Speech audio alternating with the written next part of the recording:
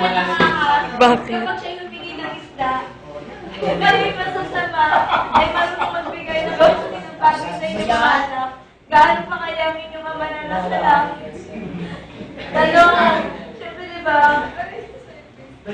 ang Diyos natin, hindi siya masama. Tapos diba, parang everything ko naririnig yung testimony ni Kuya na hindi na-challenge talaga ako. Kasi parang lagi ako nagpipray kay Lord na, Lord, sige challenge ang paanak mo.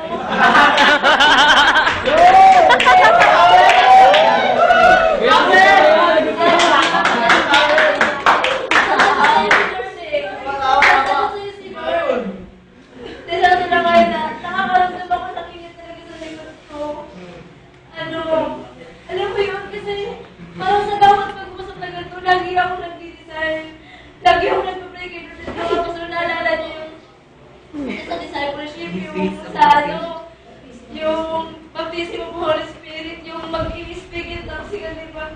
Lord, hinihisahin ko yun. At yung nangyari nga, no explosion. Parang, Lord, thank you. Di ba after nung yung sa fasting, yung challenge sa akin, yun yung marinig yung voice, Lord, yung kayo na pala nag-aanong si Pastor, sinasabi niya na, huwag kayong mawawala kasi mapag-uusapan natin hearing the voice of God. Ayun, kaya alam mo talaga hindi, sabi niya, one time nag-usap kami ni Pastor, mabog nga sa pera.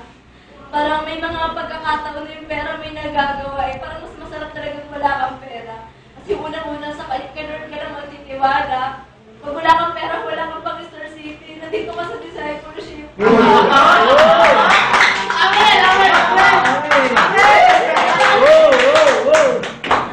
Napakinggan mo to, di ba? Pag napakinggan mo to, magkakaroon ka ng desire. Magpipray ka kay Lord. Magbabasa ka ng Bible, di ba? Kumbaga, hihigitan mo yung mga bagay na,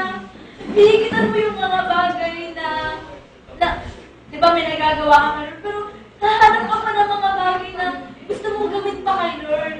Di ba, testimony ko rin talaga. Minsan, Pastor, nahihirapan na ako mag-testimony. Parang natatakot na ako mag-testimony kasi parang natatakot ako sa mga sasabihin ng tao, gano'n. Pero every time na nararamdaman ko yun, naaalala ko yung sinabi mo na pag nag-testimony, dapat kapag kami nangyayari sa'yo, i-testify mo, mag-testimony ka. Sige, balik mo na yun. Diba?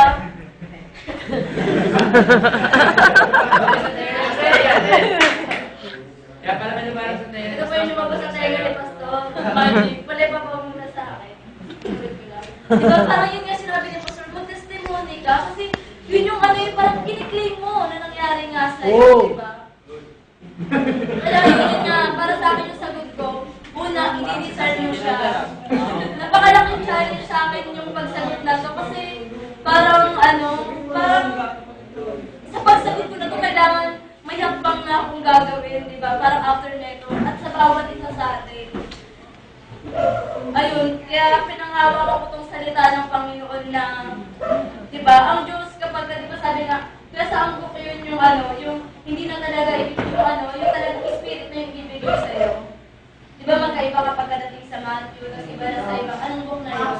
Lucas chapter 11. Lucas na, di ba? Pag yung sa Lucas, parang espiritu na yung sinasabi doon, di ba?